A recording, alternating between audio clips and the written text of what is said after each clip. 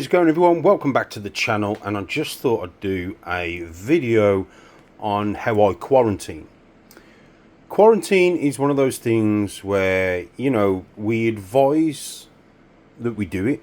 We advise people that you do it. However, not everyone does it.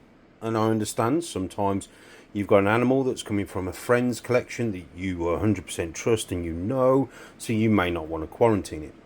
However, what I do when I've been to a reptile event or I've got an animal in from a person that I don't know or I'm unsure of the collection, I always set them up in the quarantine rack. Now, I want to do this video because a few people have asked me how I set up my quarantine, and now we have Viper Dry here and it's ready, available on the website. I'll put a link somewhere here or somewhere here for you guys to scan the QR code or jump on the link, which will be in the description box below. The Viper Dry bedding is perfect for animals that are coming into a quarantine situation.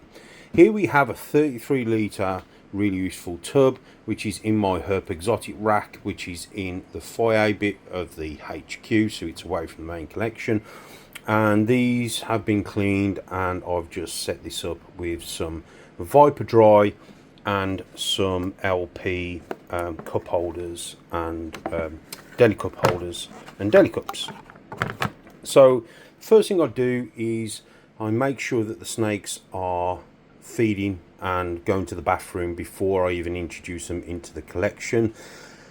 A lot of people say, well, Gav, how long do you quarantine for? The simple answer is it's down to you. It's your snake, your collection, you choose. Some people say 2 weeks, some people say 2 months, some people say 6 months, some people say 6 weeks. It's entirely up to you. All I do is make sure that they are feeding and they're going to the bathroom, and I see that they are acting perfectly well. Now, Viper Dry. Why do I use Viper Dry? I use Viper Dry because it allows me to see any anomalies in the urate, or in their poo, so I can then take that, collect a sample, and then send it off to be tested. This stuff here, the Viper Dry, is the only substrate which they use in laboratories when they are addressing things with animals or looking at animals and studying animals.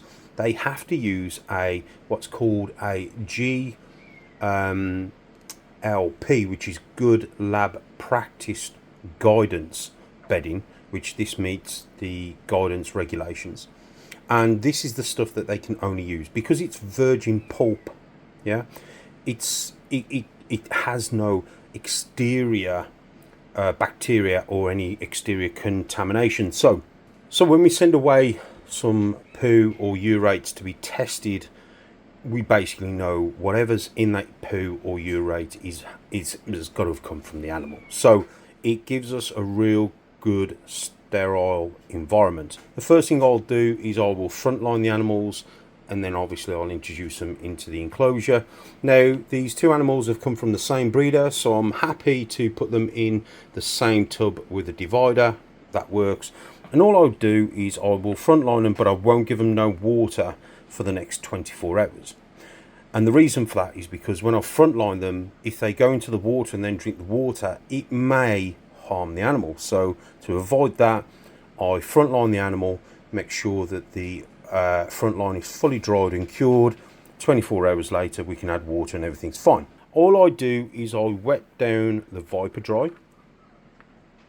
As you can see, if I squeeze it, it just falls apart, which is great. It doesn't go back to paper mache like some stuff does. This is an absolute amazing bedding. So I just water that down, or just moisten that down, just so the animals can get a little bit of humidity where they absorb it through the skin, so that will keep them hydrated until we get some water in there. This is how I set up my quarantine. The animals, like I said, now will be frontlined, and then they will put in here, and I will typically offer them food in about 2 days time and see how they get on. Put the water in tomorrow, 24 hours later, like I said. But that's basically how I do, guys. And I wanted to share this with you because a lot of people are unsure when it comes down to quarantining. It is up to you. We've all got our own methods, and to be honest with you, as long as you're keeping your main collection safe, whatever you do is a bonus. So if you do quarantine, if you don't, it's entirely up to you. And again, stipulations on how long you quarantine, again, it's variable from breeder to breeder. So anyway, guys, I hope this helps. If you have any questions, if you think this is a good idea, if you don't think it's a good idea, if you do quarantine, if you don't quarantine, put it in the comment box below and let me know your thoughts. But for now, guys, I hope you're all well, take care, and I'll see you guys on the next one.